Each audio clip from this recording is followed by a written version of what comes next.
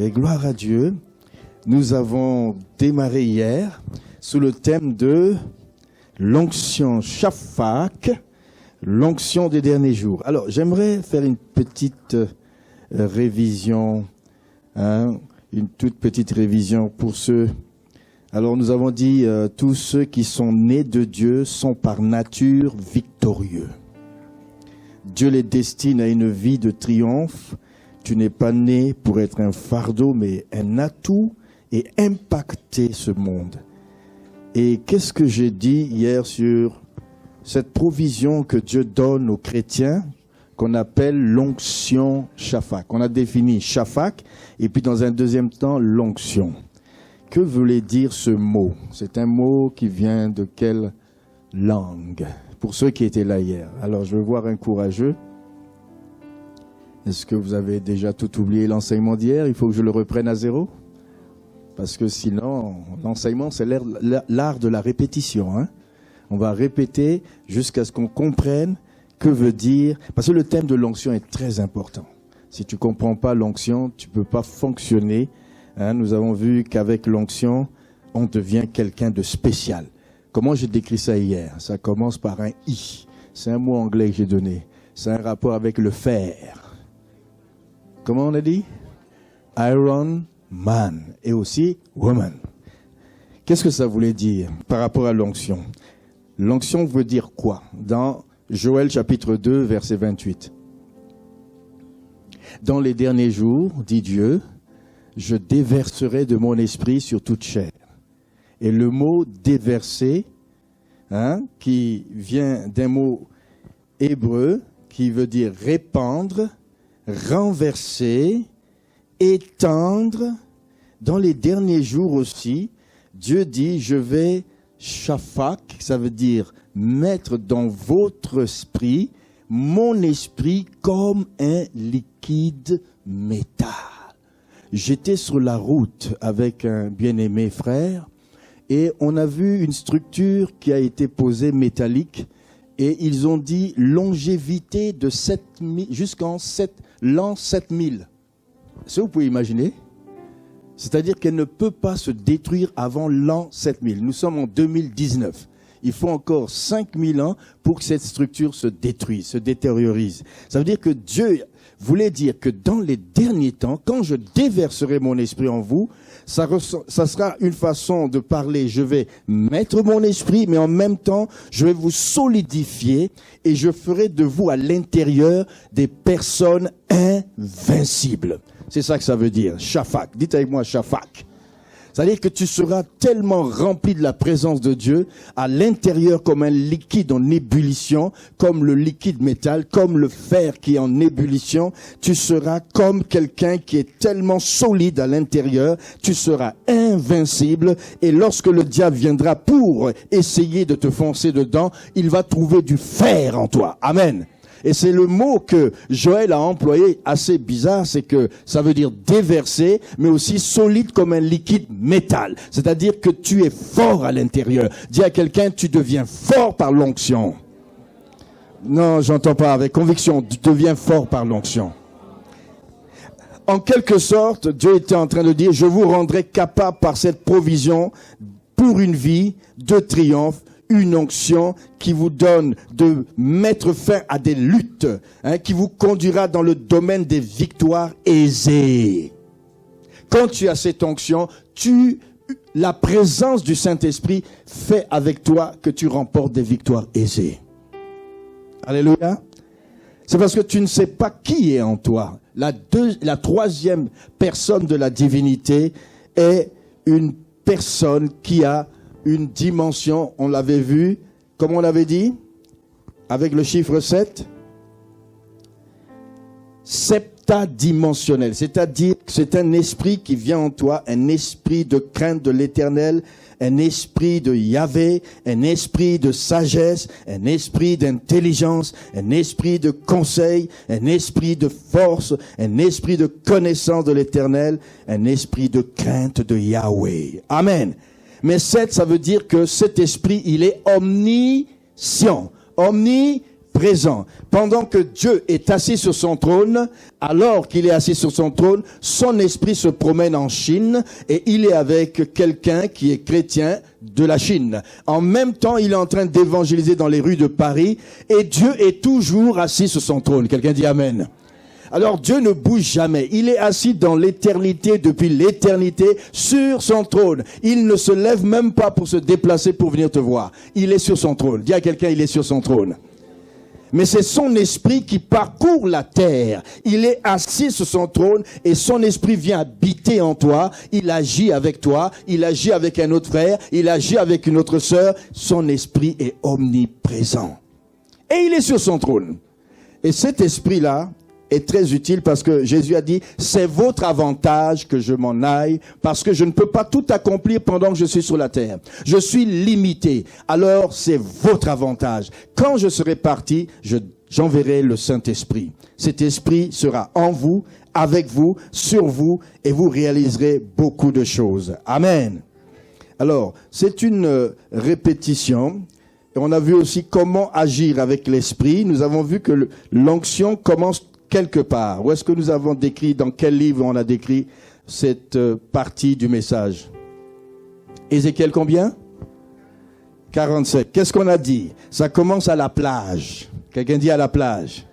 Ézéchiel était au bord sur la plage et un ange le conduisait de plus en plus dans l'eau. Et l'eau est le symbole de la présence de l'esprit. L'eau, le feu, le vent et toutes sortes de symboles représentent l'esprit.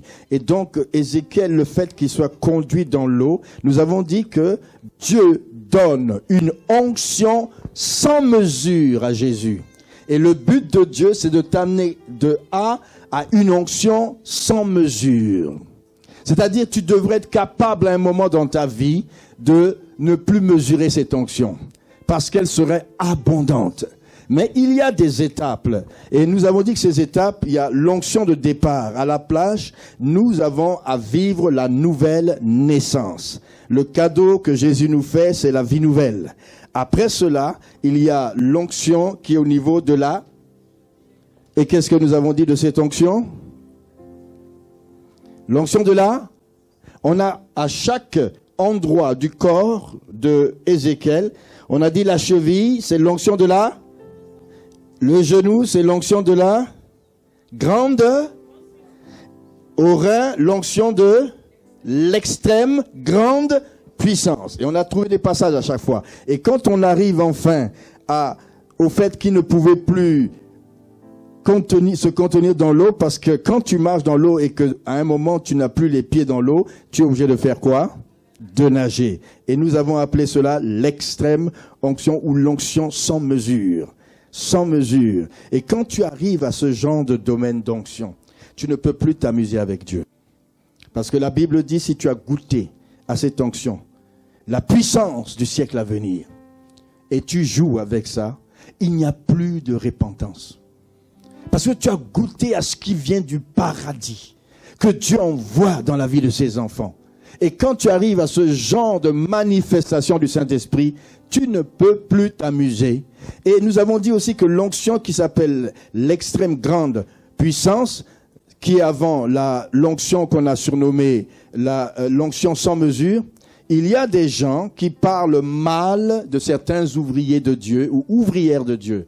À ces personnes-là, je te conseille de ne pas adresser de mauvaises paroles, parce que Dieu se charge, comme Moïse, quand on parle mal d'un oint, il a dit ne touchez pas à mes oints.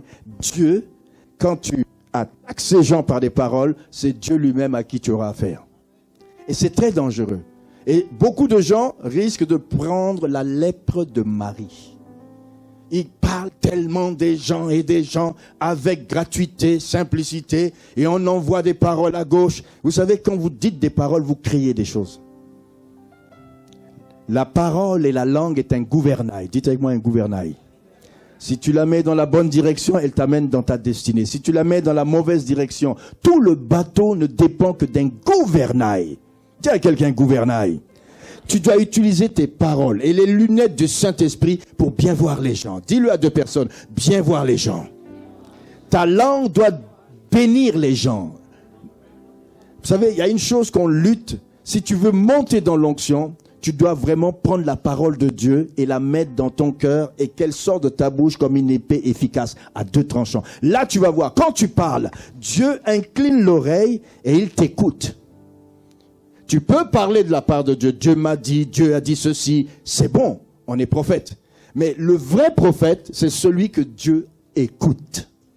Quand il ouvre la bouche, Dieu incline l'oreille et dit, ça c'est mon enfant. Ça c'est mon ami. Il y a des amis comme Daniel. Il y a des amis comme Jean. Et ceux-là, Dieu prête l'oreille parce qu'ils ont une intimité avec lui. Amen. Plus tu grandis dans cette onction, fais attention. Il y a des gens qui sont loin, ne parlent pas mal d'eux. Amen. Et aujourd'hui, nous allons nous lever et passer au deuxième message. J'ai dû faire un petit retour en arrière. Ceux qui n'étaient pas là peuvent, je pense, suivre le message sur la face, sur le Facebook de l'église. Nous allons nous lever et nous allons voir aujourd'hui un thème qui est l'onction Shafak, l'onction du caractère, l'onction de la plénitude. Et nous allons aller dans Exode tout à l'heure et nous allons aller aussi dans les Actes des Apôtres, la fête qu'on appelle le Shavuot. Dites avec moi Shavuot.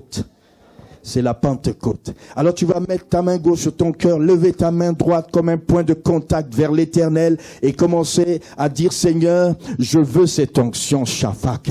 Oh, tu fais de moi à l'intérieur quelqu'un de solide. Je ne veux pas être faible, mais je veux, Seigneur, une onction qui m'amène au niveau des chevilles, au niveau des genoux, au niveau des reins, et qui me permette à un moment de naviguer, comme Ézéchiel. Ézéchiel a navigué, et quand il est revenu au bord, il a vu des choses nouvelles, des choses nouvelles. Je veux cette onction. Dis au Seigneur, je veux cette onction. Je veux progresser dans cette onction de plénitude en plénitude. Oh papa, que la seconde partie de cette étude puisse encore m'ouvrir l'esprit, me donner la compréhension de l'onction, la compréhension de l'esprit, l'esprit dans ses manifestations multiples. Oh papa, tu nous as fait un cadeau le jour de la Pentecôte, tu nous as donné le Saint-Esprit. Oh, le jour où nous sommes nés de nouveau, tu as fait un cadeau, tu nous as donné la vie éternelle. Nous te bénissons pour cette parole au nom de... Amen, acclame pour la parole. Amen, vous pouvez vous asseoir. Il y a une chose, quand Jésus est venu sur la terre, il nous a fait le plus beau cadeau qu'il avait, de la part de son Père. Car Dieu a tant aimé le monde qu'il a donné, on l'a dit hier. Et j'étais dans un séminaire la semaine passée, et un des prédicateurs disait, car Dieu a tant aimé le monde qu'il a donné son Fils unique, afin que quiconque croit en lui ait un bon mariage. Et une nouvelle voiture. Mais il y en a qui viennent à l'église uniquement pour ça. Est-ce que vous le savez? Car Dieu a tant aimé le monde qu'il a donné son Fils unique afin que quiconque en lui ait quelque chose qu'il désire. Non, qu'il ait la vie. C'est le plus beau cadeau. Dis à quelqu'un, c'est le plus beau cadeau de Dieu. Le don parfait du Fils. L'unique Fils. Il n'a pas pris un ange, il n'a pas pris un homme, il n'a pas pris... Non, il n'a pas pris une de ses créatures, mais il a choisi celui qui était unique. Et il l'a fait en cadeau pour que tu aies la vie de Dieu. La qualité de vie du ciel qui est celle que Dieu a lui-même. Amen. J'ai la vie de Dieu en moi. Répète-le. J'ai la vie de Dieu en moi.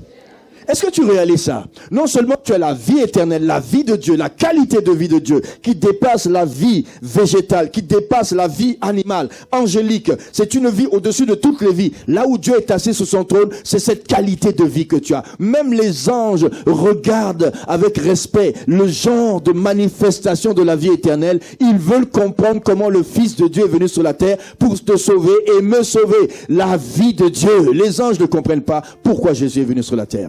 Ils plongent leur regard, ils cherchent à comprendre. Mais nous avons la vie de Dieu. J'ai la vie de Dieu. J'ai la qualité de vie. Une vie exceptionnelle. Une vie extraordinaire. Une vie qui va me mener au ciel. Et quand je vais passer de ce monde, je ne mourrai pas. Je vivrai éternellement encore. Mais attention, les humains ont une vie par leur esprit et l'esprit ne meurt pas. Tu as intérêt à avoir la vie de Dieu et vivre avec Dieu.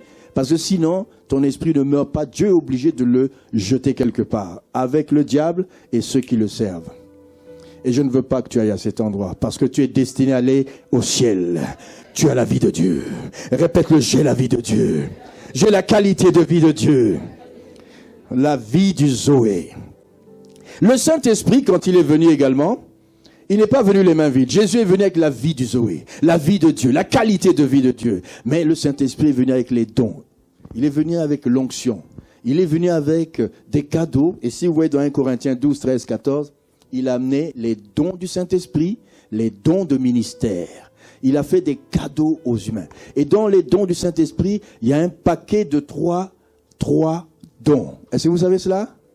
Les 3 dons sont des dons de puissance. La foi, les miracles, les guérisons. Il te fait cadeau. Tu prends ce cadeau? Et il y a un autre paquet qu'il a réservé. C'est les dons d'inspiration. Où tu as la prophétie, tu as le parler en langue, et tu as l'interprétation des langues. On appelle ça le petit colis de 3 dons, les dons d'inspiration. Dites-moi inspiration. Et puis il y a un autre colis, ce sont les dons de révélation. Quand le Saint-Esprit arrive dans ta vie, il vient avec le baptême de l'Esprit et il te fait des cadeaux afin que tu manifestes les dons de l'Esprit. Amen. Que tu manifestes la foi, que tu manifestes les miracles, que tu manifestes les prophéties. Et beaucoup, à l'heure actuelle, ont arrêté de manifester les dons et ils sont devenus comme caducs. C'est-à-dire qu'ils ne manifestent pas les dons. Même le parler en langue, il y en a qui écoutent ça et disent « Oh Dieu, merci que je ne parle pas en langue, c'est bizarre. » Si vous savez que les plus petites parties de votre corps sont les parties que vous protégez le mieux, n'est-ce pas? Que vous cachez. Eh bien, ce don est caché. Et ce don aux yeux de Dieu est précieux. Les reins, est-ce que vous connaissez les reins? Est-ce que vous voyez vos reins? Enlevez les 2 reins. Qu'est-ce que vous allez faire? Je dis, je n'ai plus besoin de mes reins. Est-ce que tu vas vivre? Il y a des parties cachées. Mais est-ce que ces parties cachées sont moins importantes? C'est important. Amen. Le don du Saint-Esprit, le parler en langue est très important. C'est avec lui que tu te charges. Amen. Et ces dons-là t'amènent aussi dans une position à exercer un ministère. Plus tu les as en abondance, tu commences à exercer un ministère. Alléluia. Maintenant, voilà les cadeaux que Jésus nous fait et que le Saint-Esprit nous fait. Maintenant, j'aimerais vous parler du don, de l'onction du Saint-Esprit d'une manière à aller avec vous dans Exode au chapitre 30. Exode au chapitre 30, où on voit que cette onction a un rapport avec la vie de la personne qui porte ce don.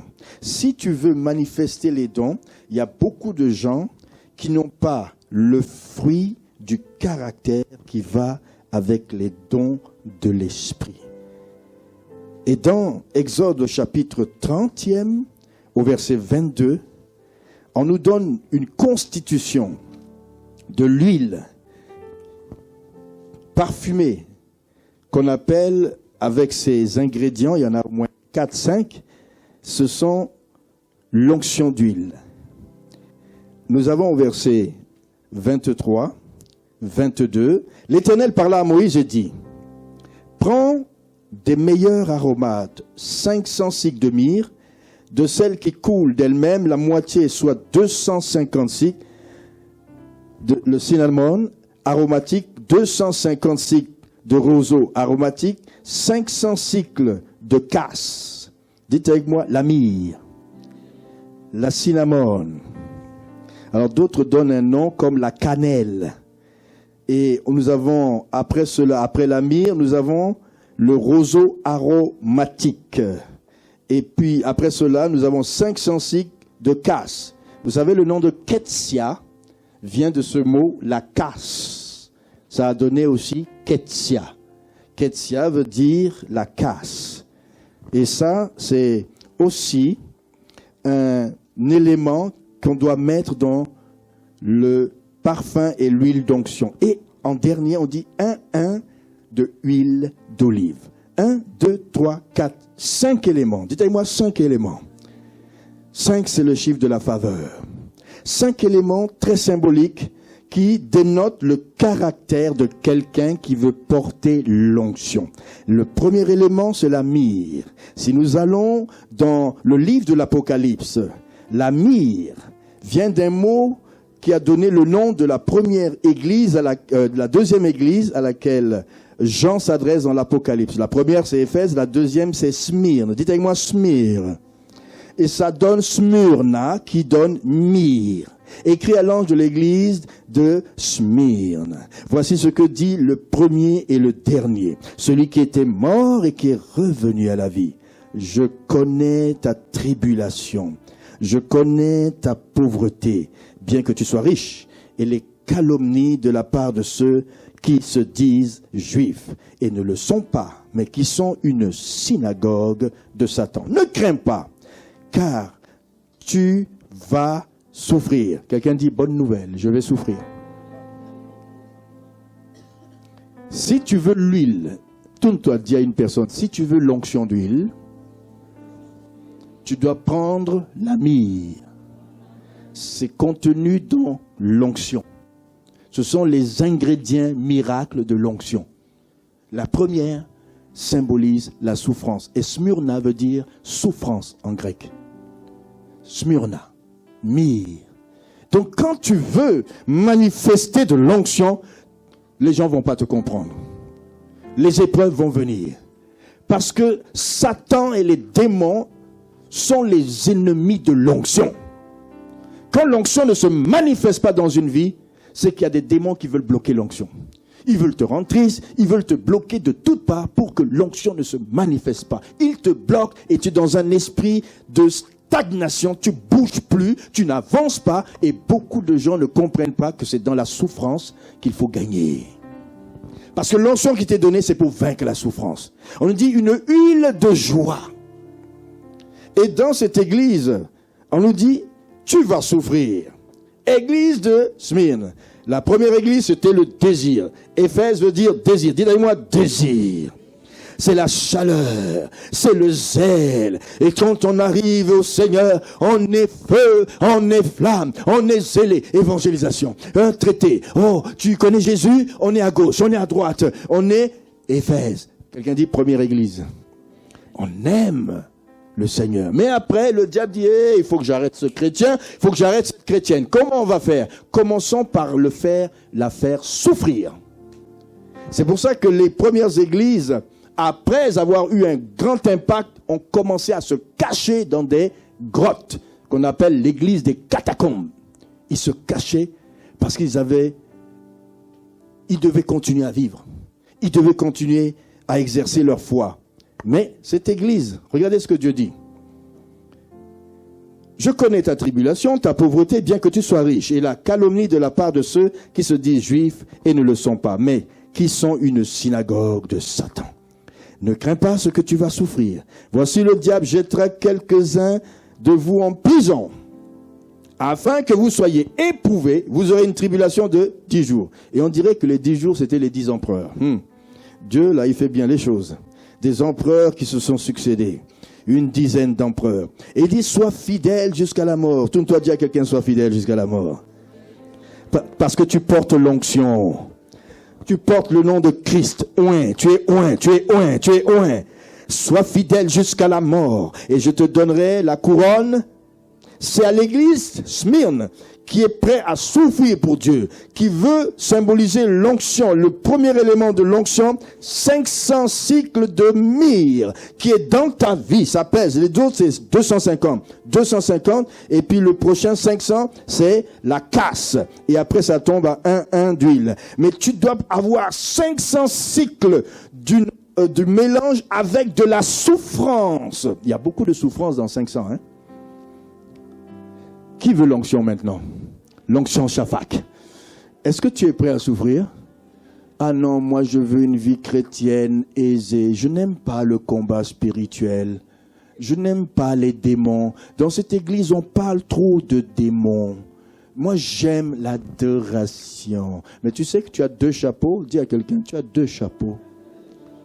Tu enlèves le chapeau de l'adoration quand tu quittes l'église et tu mets le chapeau du combat spirituel quand tu rentres à la maison. Quand tu viens à l'église, tu mets le chapeau d'adorateur. À moins qu'on entre tous dans le combat spirituel. On a 2 chapeaux. Mais on a aussi 3 choses qui nous caractérisent. On est enfant de Dieu, on est serviteur et on est épouse. Où sont l'épouses du Christ? Ce sont ceux qui sont intimes avec lui. L'épouse, c'est celle-là qui sera enlevée. Dieu ne viendra pas enlever les enfants de Dieu. Dieu ne viendra pas enlever les serviteurs de Dieu. Il viendra enlever son épouse. Est-ce que tu fais partie de l'épouse? Celle qui l'aime, qui veut souffrir avec lui. Celle qui dit comme Paul, j'ai une chose en tête. Je cours, je tâche de le saisir. Je ne regarde pas en arrière. Et je veux participer à ses souffrances, la communion avec ses souffrances, être un avec lui dans la communion de ses souffrances et goûter la puissance de la résurrection qui est un niveau d'onction. Amen. Qui veut souffrir? Je veux voir les vrais chrétiens sincères. Qui veut souffrir? Il y en a d'autres qui disent, moi je ne veux pas souffrir. Apôtre Dondon, je t'aime bien, mais ce côté de la vie chrétienne, c'est trop dur. D'ailleurs, je suis en plein dedans. Mais c'est là que tu dois avoir l'onction. Quelqu'un dit 500 cycles de myrrhe. 250 cycles de cannelle. Quelqu'un dit cinnamon, cannelle. La cannelle, c'est le caractère. Le premier, c'est la souffrance. La cannelle, c'est le caractère. Elle a un goût piquant un peu. Hein. Il faut que ta vie soit un peu piquante dans le bon sens du terme. Hein. Ça goûte fort, hein, la cannelle, n'est-ce pas? Qui connaît la cannelle ici? Hein, quand tu mets un bonbon à la cannelle, tu fais tu dis ouh, c'est fort. Parce que ça a une odeur forte. Il y en a qui aiment ça. Ma femme, elle aime ça. Moi, j'aime pas la cannelle. Mais bon, elle me donne, je mange le bonbon. Mais la cannelle, ça a une odeur. C'est fort. Dites à quelqu'un, c'est fort. Mais c'est comme le caractère. Il a du piquant. Il faut que tu sois une femme, un homme de caractère. Amen. Tu ne sois pas mou, mais tu sois comme... Vous voyez, Paul, regardez, allons dans 2 Corinthiens 10. Paul avait du caractère, mais un bon caractère. Mais il était... Parfois, on ne le comprenait pas. L'église de Corinthe ne le comprenait pas. Alléluia. Regardez, moi, Paul, je vous prie par la douceur. Quelqu'un dit la douceur. La bonté de Christ. Moi, humble d'apparence, quand je suis au milieu de vous, mais plein de hardiesse. Quand je suis loin, parce qu'il a appris des nouvelles et là il a écrit des lettres. On dit, mais toi Paul, quand tu es loin, tu nous bombardes. Mais quand tu es près, tu es très doux. Et à cause que le fait qu'il était doux, on pensait que Paul était faible de caractère. Mais il dit dans ce chapitre 10, attention, si nous marchons dans la chair, verset 3, nous ne combattons pas selon la... Car les armes avec lesquelles nous combattons ne sont pas charnelles, mais elles sont puissantes. Par la vertu de Dieu, pour renverser les forteresses. Nous renversons les raisonnements et toute hauteur qui s'élève contre la connaissance de Dieu. Et nous amenons toutes les pensées des gens captives, soumises à l'obéissance de Jésus-Christ. Et nous sommes prêts aussi à punir. Quelqu'un dit, nous sommes prêts à punir.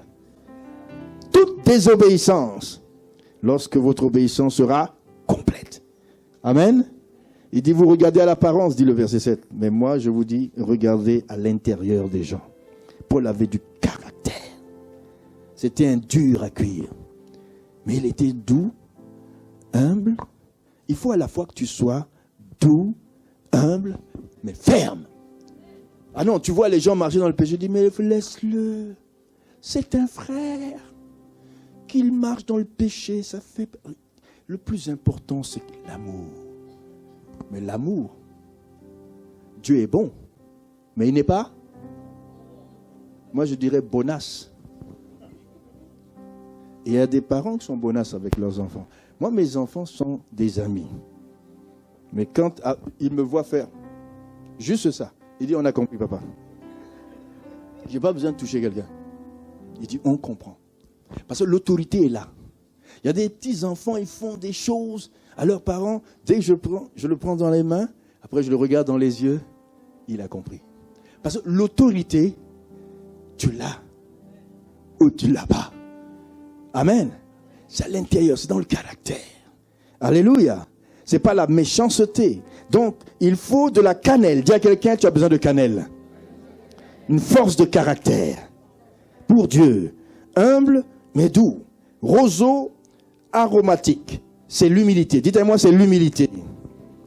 Tu es à la fois du caractère piquant, mais tu es aussi un roseau, qui est une forme de bambou, dit-on, aromatique, qu'on utilisait beaucoup dans l'Ancien Testament et qui était aussi mis en poudre pour mettre dans l'ingrédient miracle de l'onction. Quelqu'un qui n'a pas cette humilité, alors on nous dit que les gens doivent être humbles, mais ils doivent surtout être centrés sur Jésus-Christ. Quelqu'un dit Christocentré. C'est-à-dire ma vie est centrée sur Jésus-Christ. L'amour ne cherche pas son intérêt, mais l'amour cherche l'intérêt des autres. Donc l'intérêt du royaume avant tout. Cherchez premièrement le royaume de Dieu. Il y a des gens, ils sont prêts à rendre un service à cause du royaume. Moi j'en ai vu ces jours-ci, des gens qui sont prêts à tout. Et chaque fois ils me disent la même chose. À cause du royaume. Parce que c'est le royaume qui me pousse à faire tout ce que je fais pour Dieu. C'est les intérêts de Jésus. Je suis centré sur Christ. Je ne suis pas égocentré. C'est les intérêts, c'est l'humilité. Alléluia. Alors, nous avons aussi le quatrième ingrédient, c'est la casse. La casse, c'est un élément qui témoigne de la purification intérieure. Dites-moi purification intérieure. Alors, vous savez, dans Acte 2, allons dans Acte 2. Il s'est passé quelque chose de merveilleux dans Acte 2. Il y a eu plusieurs manifestations du Saint-Esprit. La purification.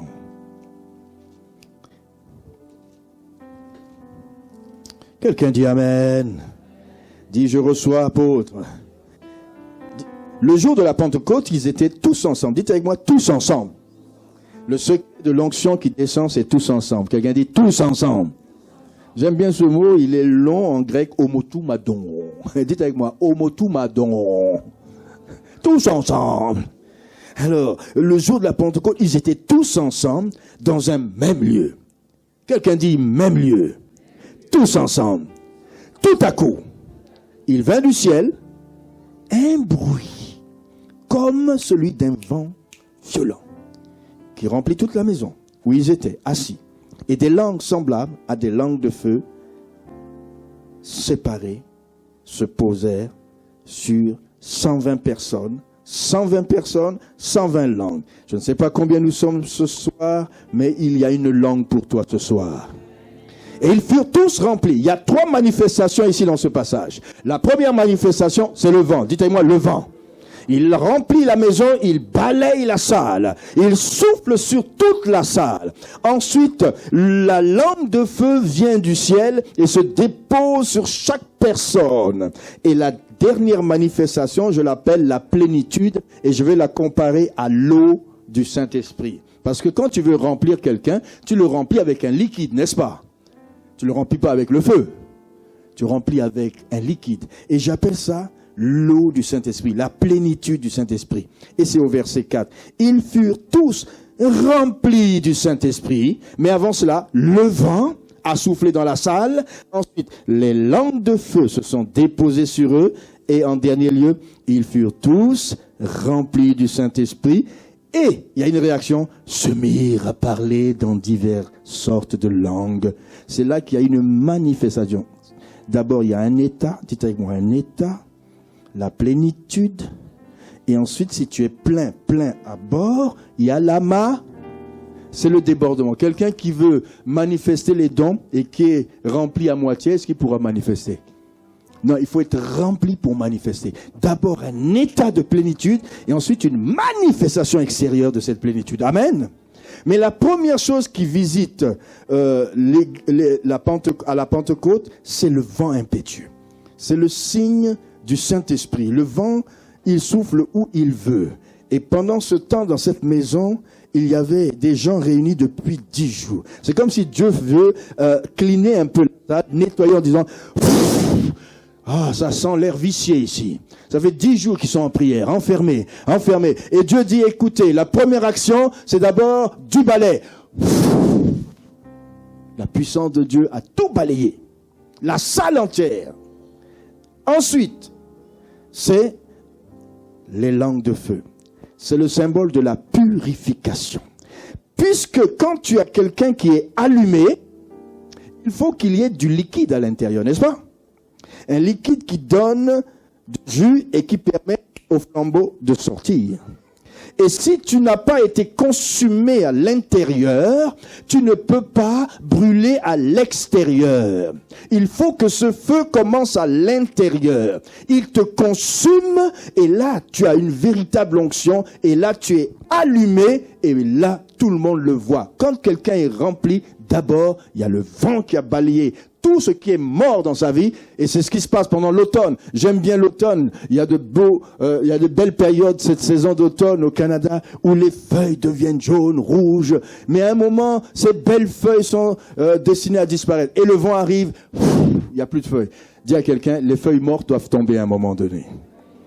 Parce que tu as une saison, Et nous sommes dans une saison où il y a des gens, ils ont encore des feuilles qui pendouillent. Et là, le vent doit passer. Il dit, je veux plus de ces feuilles mortes dans ta vie. Il fait du balai. Et quand il a fait du balai, maintenant il envoie son feu pour te purifier. Il commence par l'intérieur. Et après l'intérieur, tu es allumé à l'extérieur. Quand tu es allumé, les gens le voient. Même les sorciers le voient. Ils te reconnaissent par la flamme. Quelqu'un dit la flamme. Il y en a qui ont un lumignon qui fume. Il dit, ce chrétien-là, on dirait que ça fume chez lui. Quelqu'un dit la boucane. Et les gens, ils sont là et puis ils sont plein nombreux. Hein, ils sont 10, mais tous sont en train de fumer. Alors, ils sont là. Frère, on voit plus rien dans la salle. Qu'est-ce qui se passe? Et ils se cognent. Poum, parce que quand il y a de la fumée, les gens se cognent la tête. Mais tu as intérêt à garder ton feu. Et le feu, c'est le symbole du zèle. C'est pour ça qu'on dit ici, la casse, c'est le symbole de la purification intérieure. Quand tu es purifié à l'intérieur, tu as le feu qui est allumé à l'extérieur. Est-ce que quelqu'un me suit? Est-ce que je veux avoir un bon amen, amen, amen, amen? Si tu veux l'ingrédient miracle de l'onction, il faut la casse, il faut la myrrhe, il faut la cannelle qui montre le caractère, il faut la myrrhe de la souffrance, il faut le roseau aromatique de l'humilité, mais il faut la purification intérieure afin qu'à l'extérieur tu sois allumé, le zèle. Quelqu'un dit le zèle. Quand tu es purifié à l'intérieur, tu as du vrai zèle. Un zèle qui n'est pas amer, mais un zèle qui est réel. Ça, c'est la casse. Ensuite, c'est l'huile. L'huile d'olive, qui symbolise la guérison. C'est une médication qui console. L'huile, quand le Samaritain a trouvé la personne blessée au bord de la route, il a pris l'huile, il l'a mis sur les plaies. Mais avant l'huile, il a passé le vin. Qui est le symbole de, comme le sang de Jésus, l'alcool. Il a mis de l'alcool. Quelqu'un dit de l'alcool. Le vin. Il a mis du vin sur la plaie. Il a désinfecté. Et quand tu viens à Jésus, Jésus doit te guérir de deux manières. Il te guérit avec le sang et ensuite l'huile. Et tu vas voir ce que le sang fait. Il te purifie. Ça fait mal. Ça pique. Comme l'alcool. Il y a des blessures intérieures, il y a des blessures du passé. Mais il faut que le bon Samaritain passe le vin. Parce que tu es complètement blessé sur la route de la vie. Et ensuite, il te met un baume, le baume de Galahad, le baume du Saint-Esprit, l'huile qui adoucit. Il met ça sur la plaie, il masse sa brebis, et la brebis est debout. Alléluia. Mais l'huile, c'est l'huile de joie. Et Ésaïe chapitre 61 nous dit que Dieu vient nous donner une huile de joie et non un vêtement de deuil. Quand l'onction est là, la joie est là.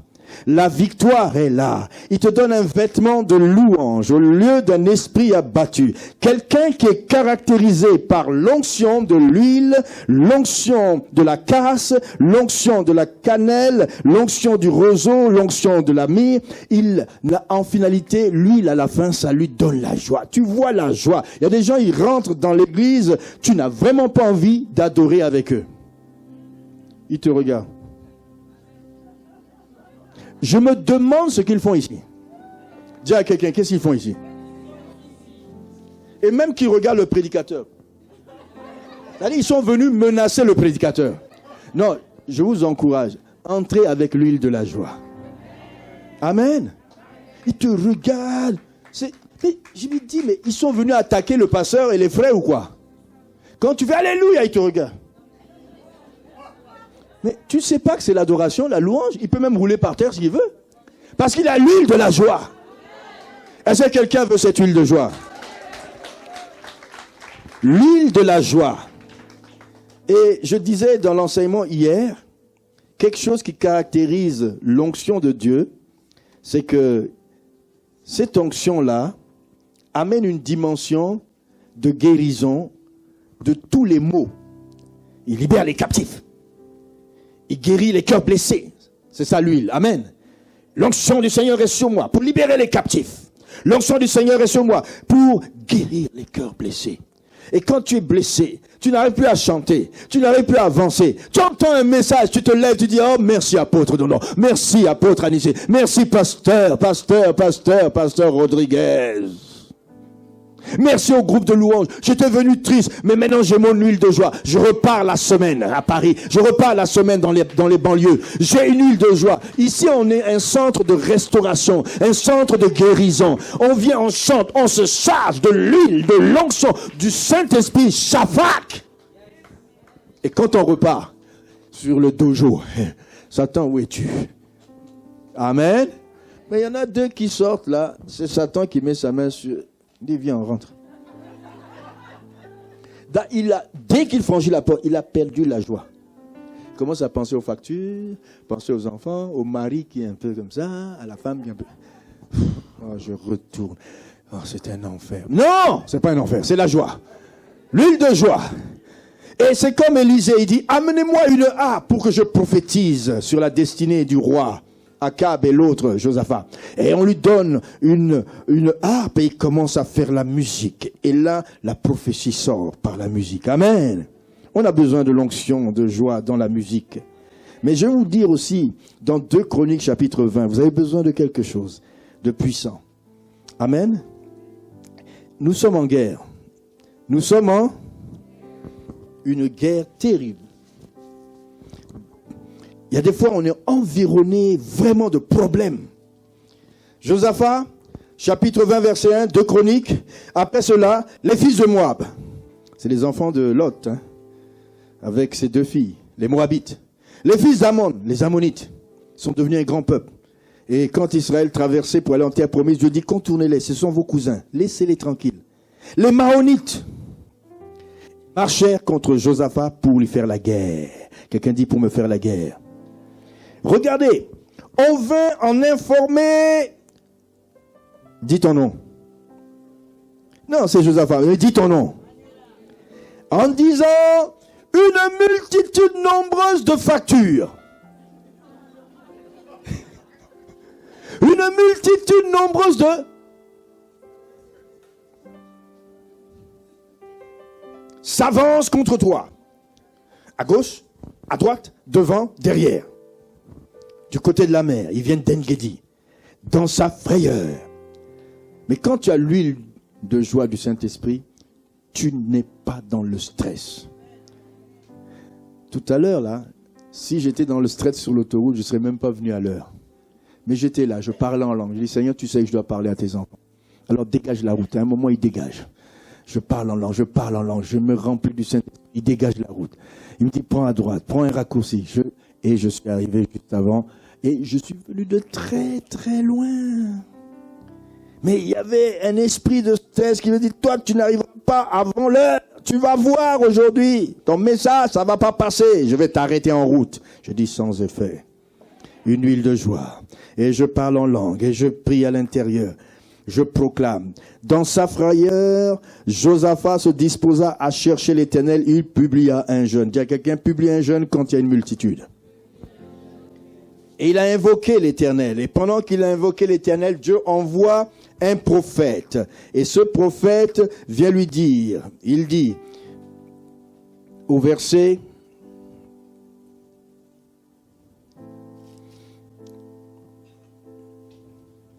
14. Alors l'esprit de l'Éternel, pendant ce jeûne, saisit au milieu de l'assemblée Jaciel, fils de Zacharie, fils de Benaja, Jéel, de Matathia, Lévite, entre les fils d'Azaph. Et Jaciel dit, soyez attentifs, tout Juda et habitants de Jérusalem. Ils sont dans le jeûne. et toi, roi Josaphat, ainsi vous parle l'Éternel. Ne craignez point et ne vous effrayez point devant cette multitude. C'est pas évident, hein? Tu peux être dans des situations avec la justice, avec des choses partout. Tu te dis, mais Seigneur, je n'ai pas demandé ça. Mais pourquoi? C'est là où tu es tenté de murmurer. Mais au lieu de murmurer, tu dois faire comme Paul, entrer dans la chambre de la louange. On appelle ça une avenue. Dites avec moi, avenue de la louange ou avenue des murmures. L'avenue des murmures te place entre des murs, des murs, des murs, des murs, des murs, des murs, des murs à droite, des murs en haut, des murs à gauche, des murs en bas, et tu es emmuré avec tes murmures. Tu ne fais que murmurer, tu ne fais que te plaindre, et tu bloques la puissance de Dieu. Mais des gens comme Paul ont compris une chose. Quand je suis dans le stress, quand je suis environné d'une multitude qui me font la guerre, qu'est-ce que je dois faire? C'est dur de vouloir faire ça sans l'huile de joie. Si tu as l'onction du Saint-Esprit, tu as l'onction de la joie. Tu as l'onction qui va te pousser à la louange. Et qu'est-ce qu'il a fait après le jeûne? Il a entendu ça. On lui dit, ce n'est pas vous qui allez, ne craignez point et ne vous effrayez point devant cette grande multitude. Ce n'est pas vous qui combattrez, c'est Dieu. Eh oui, c'est Dieu, c'est Dieu. Quand on dit ça à certains frères, ils disent, oui, mais il faut être réaliste, mon frère. Hein. Ils ne croient pas en la Bible. Hein. Écoute, c'était du temps de Josaphat, mais mon problème à moi, il est différent. Il refuse de croire à tout ce que la Bible dit. Il dit, demain, tenez-vous quelque part, je vais mettre une embuscade et vous allez gagner. Je dis, mais ça c'est incompréhensible. Et là, Josaphat, pour montrer comment il faut être dans cette joie, il a dit, on va faire quelque chose. On va prendre l'armée, on va la mettre derrière les chantres. Les chantres, est-ce que vous entendez ça? Les chantres sont en avant, l'armée est derrière. Et je pense que s'ils avaient des fusils, ils auraient dû prendre juste des fleurs et mettre dans... Parce qu'ils ne vont pas utiliser. Quelqu'un dit, ils ne vont pas utiliser. Ils s'en vont à la guerre, mais avec des fusils, ils ont mis quelque chose dedans, des fleurs. Et ils s'en vont à la guerre. Et puis les chantres sont là devant, en train de chanter, de danser. Puis l'ennemi regarde et dit, mais quelle est cette armée de gens? Ils sont fous ou quoi? Eh bien, qui est fou comme le serviteur de l'Éternel? C'est quand tu commences à louer Dieu, tu déclenches quelque chose au ciel. Les gens ne comprennent pas. Dieu dit, vous n'aurez pas à combattre. Louez-moi seulement. Josaphat a eu l'inspiration de mettre les chantres devant l'armée derrière, pour dire que ce n'est pas l'armée qui va combattre. Et pendant qu'ils ont fait cela, Dieu a mis une embuscade d'anges qui ont combattu l'ennemi et qui ont vaincu l'ennemi et qui a semé la confusion à tel point qu'ils étaient en train de s'entretuer eux-mêmes. Et quand ils sont arrivés, ils ont vu tout le monde par terre. Amen. C'est incroyable, mais vrai. Et tu peux vivre des dimensions de l'onction. L'onction va t'amener à une huile de joie. Quand elle est décrite, il va libérer les captifs, il va faire ceci, et vous donner une huile de joie. Une huile de louange. Et quand Josaphat a ramassé tout dans le camp de l'ennemi, tout le monde était mort, il est allé faire une fête dans une vallée qu'on appelle la vallée de la louange. Il a donné un nom à cette vallée. Il l'a appelée vallée de Beraka. Mais il y a une autre vallée, c'est la vallée de Baka. C'est la vallée des pleurs. Quand je traverse la vallée des pleurs, quand je traverse la vallée de l'ombre de la mort, c'est les pleurs qui sortent. Mais il y a une vallée de pleurs, mais il y a une vallée de la louange. La vallée de la louange, c'est pour ceux qui aiment la louange. J'ai pas entendu. C'est pour ceux qui aiment la louange. Et Josaphat a mis cette vallée. Et vous savez que c'est dans cette vallée qu'il y aura un jour l'Armageddon.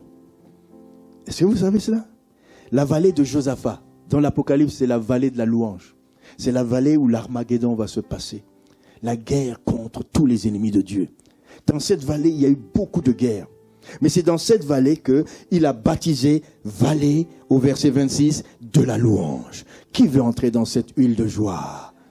Je veux une vallée de louange à l'église ce soir. Je veux qu'on entre, parce que l'onction nous donne la joie. L'onction enlève le stress. L'onction nous donne une guérison des cœurs. Et ce soir, je veux une guérison des cœurs. Alléluia. Amen. Et pour terminer, je dirais une chose. Quand tu as cette onction-là, il faut la garder. Il faut la... Quand tu vois quelqu'un qui a une onction qui dure 10 ans et après il disparaît, est-ce que c'était vraiment une onction sérieuse? Elle était là, mais il n'a pas entre eux. Il y a des gens qui n'entretiennent pas leur onction. Dis à quelqu'un, il y en a qui n'entretiennent pas leur onction.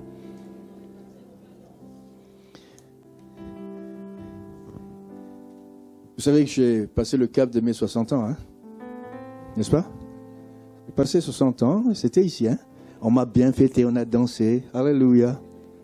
Amen. Ça, c'est mon jeune frère, il s'appelle Patrick. Lui, il en est à 50. Quelqu'un dit Pentecôte. Quand tu as 50, c'est un chiffre de grâce. Mais quand tu as 60, c'est un chiffre spécial. Amen. Et là, tu rentres dans ta 7e saison. C'est la saison du repos. Amen. Mais souvent, je vois des jeunes se lever. Je dis, waouh, il a l'onction celui-là. Ah, j'espère qu'il va aller très loin, Seigneur. Puis là, il s'arrête en route. Je dis, il y a quelque chose qui n'a pas marché. Mais depuis que le Seigneur m'a appelé en 1980, quelqu'un dit 1980. Nous sommes en quelle année maintenant? Bon, ça fait combien de temps qu'il s'est écoulé? Calcul mental. Quelqu'un dit calcul mental. Les mathématiciennes sont-elles 38 ans, n'est-ce pas? Waouh! Alors j'approche de la quarantaine dans le Seigneur, dans le ministère. Puis il y a des gens, ils commencent, mais quand tu gardes une onction 4 décennies, c'est une faveur. J'ai vu des gens se lever. Ils ont couru. Au lieu de courir comme des marathoniers, ils m'ont dit, apôtre Dondon, regarde! Sprint! Et je le croise en route, je dis, mais pourquoi tu t'es arrêté? Je dis, mais tu croyais que c'était quoi? Je dis, mais je pensais que c'était Bolt. Une course de 100 mètres. Ne cours jamais la vie chrétienne comme une course de 100 mètres. Maintiens ton onction. Tu pars de la cheville. Tu montes où? Et tu vas où? Et tu dois après faire quoi? Et tu dois poursuivre ce rêve. Seigneur, je veux nager. Il y a des serviteurs, ils nagent dans l'onction. C'est là qu'on doit aller. L'onction sans mesure. Mais tu as vu le contenu de l'onction? Ça finit par l'huile de joie. Si tu veux te maintenir, tu dois être un homme de louange. Moi là, j'aime danser, ça maintient en santé. Hein, ça enlève les courbatures. Alléluia. Quand on finit le culte, avec ma famille, c'est là qu'on commence le vrai culte. On danse après que tout le monde soit parti. On est là, on fait des pas de danse. Amen.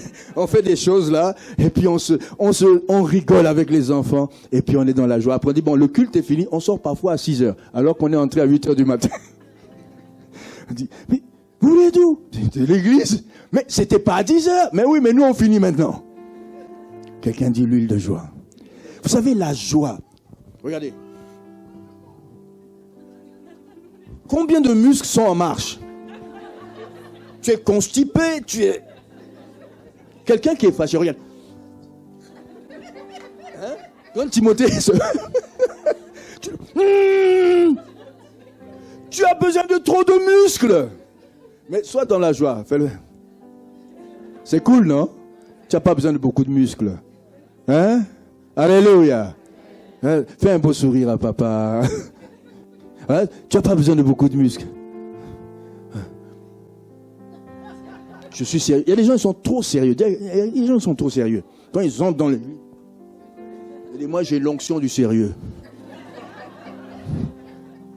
Mais quand ils voient un problème, tu le vois pleurer, tu dis, c'est lui qui faisait le sérieux là. Moi j'ai vu des gens costauds, mais pleurer comme des... Je dis, quelqu'un dit l'onction de la joie. Amen. Mais tu dois avoir le caractère piquant. Et tu dois avoir tous ces éléments. Tu dois être prêt à souffrir dans cette onction. C'est ça l'onction Shafak. Amen. Tu dois garder et préserver cette onction, courir avec cette onction, dans la joie, en sachant qu'il y a des souffrances qui t'attendent, mais c'est pas grave. Tu domines avec cette onction. Il y a du stress, tu domines avec cette onction. Tu en as besoin à Paris, tu en as besoin dans la banlieue, tu en as besoin là à Aulnay. Je vous dis une chose, on a besoin de cette onction. Elle n'est pas seulement pour les prédicateurs, elle est pour tout le monde, dans les domaines de la vie, dans les domaines des affaires. Tu as besoin d'une onction spéciale pour avancer. Est-ce que vous voulez cette onction ce soir encore? Est-ce que vous voulez vous lever ce soir? On demande au groupe de louanges, venez nous mettre dans la joie de l'onction. Donnez-nous une harpe musicale, comme le prophète Élisée, et que l'onction descende sur le peuple de Dieu. Aujourd'hui, moi, je ne touche personne. L'onction va descendre, lui-même, il va te toucher. J'ai promis à ma femme, je ne touche personne. Parce que si je touche, c'est une autre dimension. Il y a des choses qui vont arriver, mais je veux pas, je veux que Dieu te touche. C'est l'onction est là, n'est-ce pas? L'onction de la dimension où nous allons nager. Alléluia. Amen, amen, amen. Pasteur Rodriguez? On touche personne ce soir. On laisse l'esprit détendre. Est-ce que vous êtes prêts? Alors levez-vous.